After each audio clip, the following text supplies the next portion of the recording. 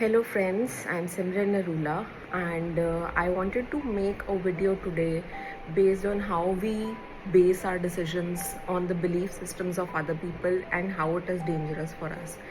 And today I want to make this video in a language that is more understandable by the common people in India.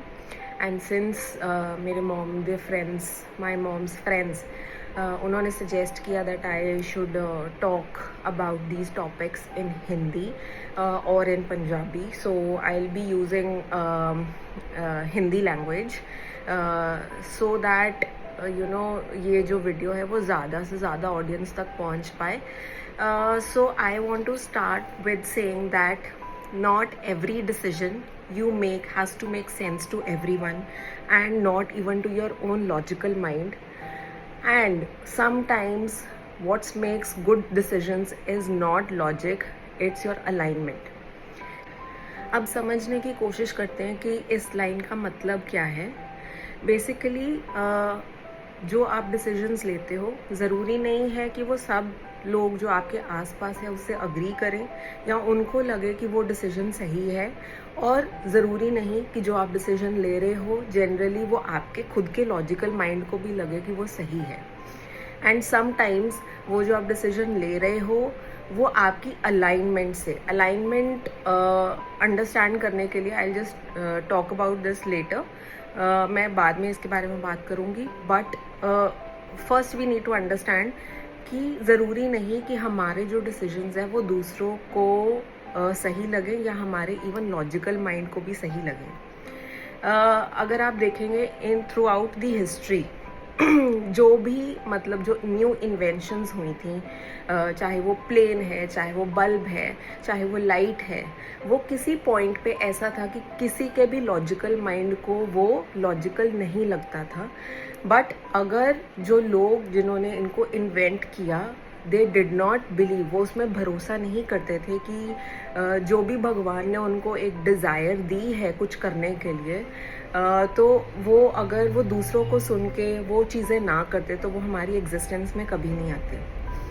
And one thing we need to understand, जो एक चीज़ समझने वाली है वो ये है कि हर किसी का जो पास्ट एक्सपीरियंस होता है वो डिफरेंट होता है, जिसके बेसिस पे हम कुछ अपने माइंड में बिलीफ सिस्टम बना लेते हैं.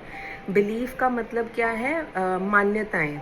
ठीक है कि फॉर एग्जांपल मैं बोलती हूँ कि बिजनेस में तो बहुत मेहनत करनी पड़ती है, या लाइफ जो है वो इतनी इजी नहीं होती, सक्सेस इतनी इजीली नहीं आपको मिलती. ठीक है, या फिर सोसाइटी में रहने के लिए उसके हिसाब से हर एक चीज़ करनी पड़ती है. तो अगर एक बंदा है जिसके दिमाग में ये सारे थॉट्स हैं, तो वो वैसी ही रियलिटी अपने आसपास क्रिएट कर लेता है. ठीक है, उसका एक्चुअल रियलिटी से कोई डिफरेंस मतलब नहीं है, लेकिन जो वो अपने आप को बोलता रहता है अपने दिमाग में, जनरली उसके आसपास भी जो रियलिटी बनती है वो उसी चीज़ को रिफ्लेक्ट करती है, उसी चीज़ को शो करती रहती है. अब अगर मैं कोई बिज़नेस स्टार्ट करना चाहती हूँ, ठीक है, तो मेरे को 10 लोग आके बोल रहे हैं कि सिमरन ये वाला बिज़नेस लुधियाना में नहीं चलेगा. अब वो आपको रीजंस देंगे, reason 1, reason 2, reason 3, reason 4, and it could be logical reasons. ठीक है, और हो सकता है कि वो आपके बारे में कुछ भला सोचने की कोशिश कर रहे हैं क्योंकि उनके दिमाग में ऐसा है कि ये चीज़ यहाँ पे नहीं चल सकती है. बट अंडरस्टैंड, फॉर एग्जाम्पल कोई आपको ये आके बोलता है कि सिमरन मैंने ये बिज़नेस स्टार्ट किया था, ठीक है, और ये चीज़ें हुई जिसकी वजह से मेरा बिज़नेस जो बंद हो गया, और जनरली मैं तो तुम्हें यही सजेस्ट करूँगा कि ये बिज़नेस जो है यहाँ के लिए नहीं बना है. अब उस केस में क्या है, प्लीज़ अंडरस्टैंड कि उसके दिमाग की जो प्रोग्रामिंग थी, फॉर एग्जांपल वो बोलता था कि बिज़नेस, उसके दिमाग में था कि बिज़नेस करना बहुत मुश्किल है, उसको अपने डिसीजन पे शुरू से ही खुद पे भी भरोसा नहीं था कि ये चल सकता है. ठीक है, तो उसको अपने डिसीजन पे एक फर्म बिलीफ नहीं था, या फिर उसके आसपास बहुत नेगेटिविटी थी, या उसके आसपास उसको डिस्करेज करने वाले लोग बहुत थे और वो उनसे डिस्करेज हो गया जिसकी वजह से उसने ऐसे किया, या फिर उसमें इतनी कैपेबिलिटी नहीं थी कि अगर कुछ रिजेक्शंस मिल रहे हैं, it is good to have rejections. कि अच्छा है कि कुछ रिजेक्शंस आपको मिल रहे हैं, उसका मतलब ये है कि आपका पाथ डिफाइन हो रहा है। लेकिन कुछ लोग क्या होता है कि वो मानते हैं कि अगर मेरे को रिजेक्शंस मिल रहे हैं दैट मीन्स कि ये चीज़ नहीं चलने वाली है, ठीक है। तो बिकॉज ऑफ बिलीफ सिस्टम जो भी उसके दिमाग में था, या वो सोचता था कि बिजनेस जो है चलाना बहुत मुश्किल है, ठीक है। तो अगर वो ऐसा सोचता है तो उसकी रियलिटी वैसे ही बनेगी। अब उसका जो बिलीफ सिस्टम था, अगर आपका भी बिलीफ सिस्टम बिल्कुल एग्जैक्टली उसके जैसा है, देन इट इज़ पॉसिबल कि जो रियलिटी उसकी बनी वैसे ही आपकी भी रियलिटी बन सकती है, ठीक है। तो उस केस में आपका बिजनेस नहीं चलेगा। लेकिन प्लीज़ आइडेंटिफाई कि हमारी जो डिज़ायर्स होती हैं ना, वो उस चीज़ से निकलती जो आपकी खुद की इनर वाइब्रेशन है। अगर मैं ये सोचूं, अगर मैं अपने दिमाग में ये चीज़ बना के चलूं कि अगर भगवान ने मेरे को ये टैलेंट दिया है तो इसकी डिमांड मार्केट में होगी, मैं इसको कर लूँगा, ठीक है। या फिर सक्सेस को पाने के लिए इतनी मेहनत नहीं करनी पड़ती है, जस्ट आपको right decisions eight right time लेने की ज़रूरत होती है, ठीक है। अब मेरी प्रोग्रामिंग ऐसे है, अब मेरी जो रियलिटी बनेगी वो उस बंदे से बिल्कुल ही डिफरेंट बनेगी। It will not be the same as that person, ठीक है। सो हर किसी का पाथ जो होता है वो डिफाइंड होता है उसके जो इनर सबकॉन्शियस पैटर्न्स हैं या इनर बिलीफ सिस्टम्स हैं उसके बेसिस पे।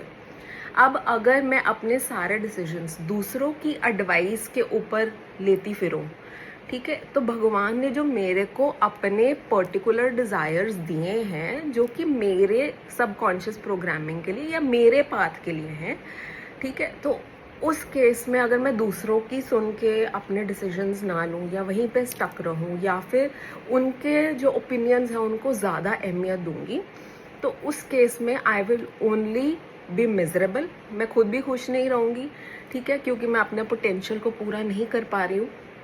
Also, at the same time, what will happen is that I will make wrong decisions in life, ठीक है, या मैं एक ही जगह पे स्टक रहूँगी। अगर मैं आज ये सोचना शुरू कर दूँ कि भाई मैं बहुत केपेबल हूँ, ठीक है, मैं अपना रास्ता ढूंढ लूँगी, राइट, और भगवान ने अगर मेरे को ये चीज़ दी है तो वो मेरे को उस चीज़ में हमेशा सपोर्ट करेगा। और अगर मेरे को ये चीज़ करने में खुशी मिलती है और मैं इस पाथ पे जाऊंगी, तो I will definitely be able to कि एक तो मैं खुश भी रह पाऊंगी, और भगवान चाहते हैं कि मैं इस रास्ते पे जाऊं क्योंकि दूसरे रास्ते पे मेरे को खुशी नहीं मिल रही है। तो वो चाहते हैं कि मैं लाइफ को इस तरीके से एक्सपीरियंस करूं जिसमें मेरी खुशी भी हो प्लस मैं कुछ कर भी पा रही हूँ, ठीक है। और हो सकता है कि मेरा रास्ता जो है वो ये है और वो मेरे को इनडेफिनेटली उस रास्ते पर सपोर्ट करेगा और मेरे अंदर वो कैपेबिलिटी है कि मैं इस चीज़ को अच्छे से कर पाऊँ। Now, are you seeing, like, if I'm thinking like that, my reality would be completely different than the other person. So, one of the key takeaways that you can take from this video is कि भाई अपने जो decisions हैं वो अपनी stillness में बैठो, अकेले बैठो, अपने माइंड को स्कैन करो और देखो कि भाई जो मैं डिसीजन लेना चाहती हूँ, जो मेरी अंदरूनी इच्छा है, क्या मेरे बिलीफ सिस्टम पे उसको मैच कर रहे हैं कि नहीं कर रहे हैं। अगर नहीं कर रहे हैं, then your first task is to match that belief system and then move forward on that path. Do not be like कि मेरी ऑलरेडी इतनी नेगेटिविटी है and I am starting something and then I end up creating the thing that I had thought in my mind, ठीक है। So this is the key takeaway from this video and I hope you have learned something from this video and you will apply this in your life. Okay, goodbye.